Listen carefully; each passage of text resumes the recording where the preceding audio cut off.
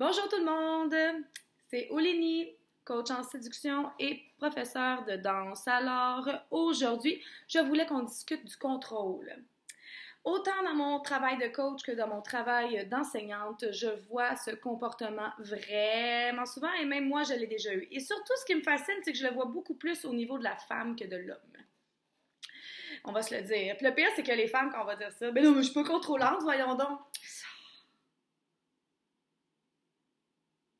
9,5 femmes sur 10 sont contrôlantes. 9,5. Le point 5, c'est une femme qui est comme un petit peu plus relaxe, mettons. Petit point 5. Mais on va dire qu'un bon 9 sur 10 sont contrôlantes à peu près à 100% du temps. OK? Puis faites-moi pas le coup du non, non, non, non, non. On pourrait avoir plein de témoignages masculins à l'appui si ça va sur plusieurs points, même des témoignages de vos enfants.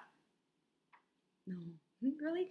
Fait que moi aussi, je peux affirmer que j'ai un tempérament qui peut avoir besoin de prendre le contrôle par rapport à plusieurs situations. J'ai appris à vivre ça. J'ai appris à vivre avec ça, puis avec ce genre de comportement-là. Puis j'ai appris à la dure. Hein? J'ai appris parce que je me suis rendu compte que je ne pouvais pas contrôler mon environnement constamment. Ça, je m'en suis rendu compte après mes 10 ans. J'ai eu un bon 10 ans d'anorexie sévère.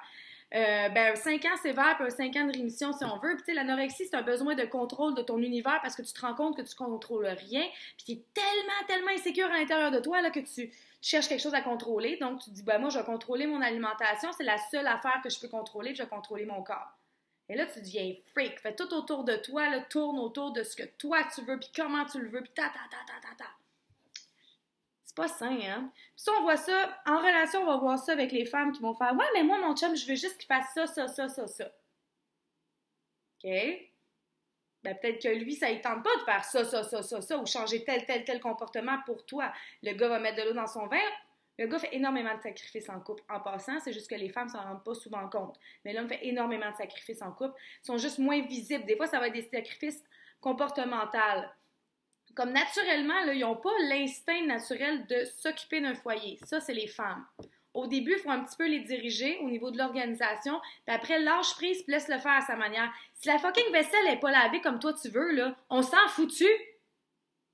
Tu vas-tu y dire 50 fois? Non. C'est bon. Tu as dit une fois, tu as dit 2 fois, ça va, c'est correct, au pire, fais-la. Si t'es pas contente. Mais ça, c'est un besoin de contrôle. C'est la même chose avec les enfants. Lorsqu'il arrive quelque chose, une problématique, puis l'enfant arrive à la maison, puis là, puis il chiale un petit peu, puis c'est passé ça à l'école, c'est passé ça avec les amis, c'est passé ça à la garderie, puis toi, t'es comme, tu tombes en mode contrôle. T'aurais dû faire ça, puis ça. Le papa, il va se faire ça, lui? Lui, non. Il va écouter, il va prendre sa petite bière, son café, il va être assis. Ok, cool, tu veux-tu un morceau de gâteau au chocolat? Ça va être tout. La femme, elle, par contre, il va falloir qu'elle donne un conseil, qu'elle dit t'aurais dû faire ci, t'aurais dû faire ça. Ça fait quoi? Ça met des idées dans la tête de l'enfant qu'il n'a pas besoin. Parce que lui, il n'aurait peut-être pas réglé ça de cette manière-là avec son comportement à lui. Mais, avec le besoin de contrôle, ça crée ça. Puis le fait d'essayer de contrôler tout comme ça, là, ça peut vraiment rendre l'univers avec une énorme tension. Je fais juste en parler, puis j'ai l'air d'avoir de la tension, je le sais, à fond, parce que genre, je me rappelle des situations que j'ai vécues, même des situations où moi j'ai été contrôlante, puis mon Dieu, quand dedans, c'est pas le fun. Puis en plus, ça brime les relations autour de toi, parce que les gens, un moment donné, ils se tannent là, du comportement contrôlant, puis même les enfants, nos enfants, eux, ils vont nous regarder, ils vont faire ça. Puis nous, on se dit, bah, c'est des kids, on est leur mère, tu sais. Non. Ça, c'est vraiment parce qu'ils vous trouvent fatigante. Puis moi aussi, ma fille, elle me l'a fait. Parce que moi aussi, des fois, là, j'arrive avec mon comportement de femme contrôlante. Oui, ça arrive. Puis je le sais, je le vois. Je le vois après coup. À chaque fois, j'ai le goût de m'auto-flageller. Puis de faire « Ah, Seigneur, j'ai-tu fait ça? J'ai-tu dit ça? » Quand tu es rentré dans sa petite tête de petite fille, là, j'ai essayé de gérer son univers. C'est pas à moi de gérer son univers. Fait que tu sais, dans le concept de lâcher prise, là, ben, ça peut juste faire des belles choses. Ça déstresse de 1, ça détend de 2. Puis quand tu comprends que tu peux pas rien contrôler, au début, tu trouves ça insécurisant, là. Parce que t'as l'impression que tu te pitches en bas d'un avion, tu te dis, je fais confiance en l'univers. Ben, tu fais confiance en l'univers. Tu peux te pitcher en bas d'un avion avec un parachute, là. Mais tu peux pas toujours contrôler où est-ce que le vent va t'amener. Sur ce, bonne semaine.